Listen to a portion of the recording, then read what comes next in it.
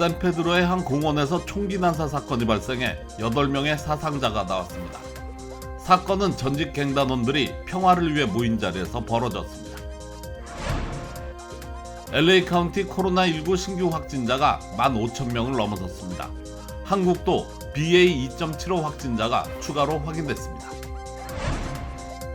펜실베니아의 한 남성이 키우던 뱀에 목이 졸려 목숨을 잃는 일이 일어났습니다.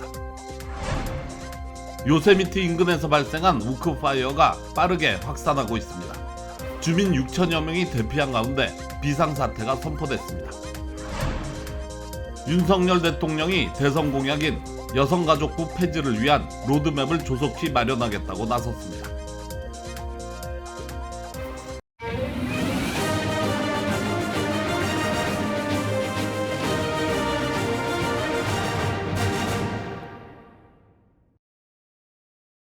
여러분 안녕하십니까? KBS 아메리칸 뉴스입니다. 샌페드로 지역의 한 공원에서 자동차 쇼와 소프트볼 경기가 열리던 도중 총기 난사 사건이 발생해 최소 2명이 목숨을 잃고 6명이 부상을 입었습니다. 박시몬 기자가 보도합니다. LA 남부 샌페드로 지역의 한 공원에서 총기 난사 사건이 발생했습니다. 어제 오후 3시 50분쯤 샌페드로의 팩팍에서 자동차 쇼와 소프트볼 경기가 열리고 있었습니다. 이벤트가 한창 진행되고 있을 무렵 2명의 남성이 언쟁을 벌이기 시작했고 감정 조절이 되지 않자 결국 총격으로 이어졌습니다. There were about 500 people in the park, many of which had cars. So it was not necessarily a permitted car show, but that was a draw of the park. The original call came out as having multiple shooting victims on the baseball diamond of Peck Park.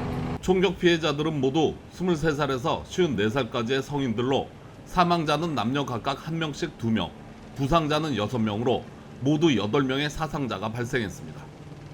부상자 6명은 현재 안정된 상태로 보고되고 있습니다.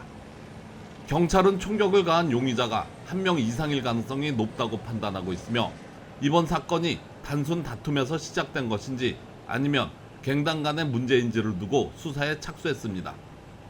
현장에 있던 한 목격자는 3발의 총소리 이후 수십 발의 총성을 더 들었다고 증언했습니다. 한편 사건이 발생한 소프트볼 경기는 전직 갱 멤버들 간 벌인 평화를 위한 친선 경기로 알려졌습니다. 평화를 위해 진행된 이벤트가 결국은 총성이 난무하는 아수라장으로 바뀌며 평화는 찾지 못한 채 끝나버렸습니다. KBS 뉴스 박시몬입니다. 코로나19 소식입니다. LA 카운티 코로나19 신규 확진자가 주말을 포함해 15,000명을 넘어섰습니다. LA 카운티 보건국은 주말과 오늘 코로나19 신규 확진자는 15,319명, 사망자는 33명으로 집계됐다고 밝혔습니다. 병원 입원 환자는 1,200명을 넘고 있습니다. 전국에서 인구가 가장 많은 카운티인 LA 카운티는 BA4와 BA5 변이가 이미 퍼졌는데 켄타우로스로 불리는 BA.2.75도 확산되고 있어 더욱 긴장하고 있습니다. 보건국은 직장과 여름학교 캠프 등 감염 사례가 증가하고 있어 실내 마스크 착용과 거리 두기를 촉구하며 백신 접종을 거듭 당부했습니다. 전파력이 센 것으로 알려진 BA.2.75 확진자가 한국에서도 추가로 확인되면서 해외 입국자와 고위험군에 대한 방역 조치가 강화됐습니다. 원동희 기자가 보도합니다. 전파력과 면역 회피성이 강한 것으로 알려진 BA.2.75 변이의 국내 4번째 확진자가 확인됐습니다. 이 확진자는 인도에서 입국한 2번째 확진자의 지인입니다. 공항에 마중을 나갔다가 감염된 것으로 추정됩니다. 이 확진자의 밀접 접촉자는 3명으로 PCR 검사에서 모두 음성이 나온 것으로 전해졌습니다. 방역당국은 해외 유입이 아닌 지역 감염 첫 사례라고 밝혀 이미 변이가 퍼졌을 가능성도 제기됩니다. 지역사회에서 확인된 사례가 있다는 것은 그만큼 지역사회에 은밀하게 퍼져 있을 가능성도 있는 것이기 때문에 접촉자를 검사하고 격리하고 적극적으로 확산 차단하려는 노력이 필요하다고. 변이 유입의 주된 경로로 지목되는 해외 유입 확진자는 증가 추세입니다. 어제 해외 유입 확진자는 343명, 한 달째 세 자릿수를 기록하고 있습니다. 이에 대응하기 위해 방역 조치가 강화됐습니다. 어제부터 해외 입국자는 입국 3일 이내에만 하면 됐던 PCR 검사를 입국 다음 날 자정까지 받아야 합니다. 어제 위중증 환자는 144명으로 일주일 전에 1.78배입니다. 중환자 병상 가동률도 23%로 높아졌습니다. 감염 취약계층이 많은 요양시설과 요양병원, 장애인시설, 정신병원 등에서 이달에만 집단 감염이 32건 발생했습니다. 감염 취약계층 보호를 위해 정부는 전국 요양병원과 요양시설 등에선 비접촉 면회만 허용하기로 했습니다. 입소자들의 외출과 외박도 병원 외래 진료가 필요할 때로 제한했습니다. 한편 지난주 화요일부터 어제까지 일주일간 일평균 확진자는 6만 5천여 명을 기록했습니다. KBS 뉴스 원동희입니다. 질병통제예방센터 CDC는 현재까지 72개국으로 퍼진 원숭이 두창 확진자가 국내에도 2,900여 명에 달한다고 밝혔습니다. 바이든 행정부는 원숭이 두창에 대한 국가적 대응을 감독할 백악관 조정관을 지명할 방침인 가운데 보건당국은 비상사태 선포를 두고 바이러스 확산에 대한 데이터 수집을 위해 비상사태 선언이 필요하다는 의견과 비상사태는 상징적일 뿐 인력과 백신 부족 등으로 문제를 해결하지 못할 것이라는 의견이 엇갈리고 있습니다. 이미 비상선언 선포가 늦었다는 우려의 목소리도 나오고 있습니다. 스콧 고틀리브 전 식품의약국 국장은 원숭이 두창이 이미 풍토병이 됐을 수 있다며 가장 큰 공중보건 정책의 실패라고 강조했습니다. 보건복지부는 데이터와 과학을 기반으로 공중보건 비상사태를 선언할 예정이라고 밝혔습니다. 펜실베니아에 거주하는 20대 남성이 애완용으로 기르던 뱀에게 목을 졸려 질식사하는 사건이 발생했습니다. 제2사 뉴욕 KBTV 김은지 기자입니다. 지난 수요일 자신이 키우던 보아뱀에게 목이 졸리는 사고로 입원한 28세 펜실베니아 남성 엘리엇 센스맨이 어제 결국 사망 판정을 받았습니다. 경찰이 센스맨의 집에 출동했을 당시 그는 2m가 훨씬 넘는 길이의 보아뱀에게 목이 졸려 있는 상태로 의식을 잃어 바닥에 쓰러져 있었습니다. 경찰에 따르면 사고 현장에 도착하자 뱀은 경찰관들을 향해 공격 태세를 갖추었고 경찰관들은 결정을 해야 했습니다. 경찰은 당시 뱀이 너무 커서 뱀의 가운데 몸통은 남성의 목을 조르고 있었지만 머리 부분은 남성과 충분히 멀리 떨어져 있었다며 뱀의 머리를 향해 총을 쏘기 시작했고 바로 죽지 않았지만 그제서야 남성의 목을 놓아주기 시작해 남성을 구출할 수 있었다고 말했습니다. 또 그러면서 19년 경찰 인생 중 이러한 사고에 대처한 적은 없었다며 출동 현장은 마치 공포 영화의 한 장면 같았다고 말했습니다. Into the room and the snake was looking up at him. The officers had to make a life or death decision. 센스맨은 위중한 상태로 병원으로 즉시 이송됐지만 무산소성 뇌손상으로 결국 어제 숨졌습니다. 이웃들은 센스맨이 집 앞마당에서 뱀을 안고 있는 모습을 자주 보았고 집 창문을 통해 여러 마리의 뱀을 봤다고 말했습니다. 센스맨의 가족과 지인들에 따르면 그를 목졸라 죽인 이 뱀은 이전에 학대를 받던 집에서 센스맨이 구조했던 것으로 전해졌습니다. KBTV 뉴스 김은지입니다. 캘리포니아주 요세미티 국립공원 인근 말리포사 카운티에서 발생한 오크파이어 산불이 무서운 속도로 확산 중입니다. 주민 6천여 명이 대피한 가운데 산불 발생 지역에는 비상사태가 선포됐습니다. 윤범수 기자가 보도합니다. 시커먼 연기가 상공을 가득 메웠습니다. 순식간에 화마에 휩싸인 주택, 지금까지 모두 7채의 주택이 전소됐습니다. 산불이 발생한 지 오늘로 사흘째, 바싹 마른 수풀과 덤불 탓에 진화는커녕 불길의 확산도 막기 어려운 상황입니다. 일부 주민들은 옷을 뒤집어 입고 신발만 신고 뛰쳐나올 정도로 불길이 빠르게 주택가를 덮치고 있습니다. They came by about 15-20 minutes ago and told us that everybody's got to go. About 4 o'clock the power went out and the fire's been coming towards us faster and faster. I had just enough time to get birth certificates, my DD-214, the picture of my parents. 오크파이어로 명명된 이번 산불로 현재까지 16,700에이커가 전소됐고 진화율은 아직 10%에 그치고 있습니다. 지금까지 3천여 가구에 강제 대피령이 내려졌고 6천여 명이 대피한 가운데 마리코파 초등학교에는 임시 대피센터가 설치됐습니다. 게빈 뉴섬 캘리포니아 주지사는 현재 산불이 발생한 마리코파 카운티 지역에 비상사태를 선포했으며 재난관리청 FEMA는 산불 지역에 연방 재난기금을 투입하기로 했습니다. 캘리포니아 산불 화재 보호구 캘파이어는 역대급 가뭄과 더불어 지속되는 기후변화로 올해 가장 힘든 산불 시즌을 맞이할 것이라고 경고한 바 있습니다. KBS 뉴스 윤범수입니다. 기후변화로 인한 이상고온 현상으로 각 주는 폭염 기록을 경신하고 있습니다. 국립해양대기청은 지난주 전국 359개 지역에서 하루 최고 기온 기록이 세워졌다고 발표했습니다. 역대 가장 더운 최고 기온 기록도 709개 지역에서 나왔습니다. 이상 기온은 전국으로 퍼져 30곳에 폭염주의보가 발령됐습니다. 폭염으로 보스턴 철인 3종 경기도 다음 달 21일로 연기됐습니다. 체감 기온 103도 이상의 위험 수준에 노출된 국민들은 모두 7,100만 명으로 추산되며 동부 연안과 중서부 지방, 캘리포니아 남부 등도 폭염 영향권에 놓였습니다. 이에 조 바이든 대통령은 기후변화 대응을 위해 국가 비상사태를 선포하는 방안을 고려 중으로 행정명령을 포함해 모든 도구를 사용할 준비가 됐다고 밝혔습니다. 평화의 소녀상이 있는 글렌데일시에서 위안부의 날 기념행사와 특별전을 오는 30일 개최합니다. 국내 최초로 소녀상을 세워 여성 인권과 위안부 역사를 올바르게 알리고 있는 글렌데일시는 올해 11주년 위안부의 날을 기념해 글렌데일 중앙도서관에서 2년 만에 기념식과 특별 전시회를 개최합니다. 특별전 작품은 13m, 5m 조형물 등 대규모 작품과 증강현실 작품들이 선보입니다.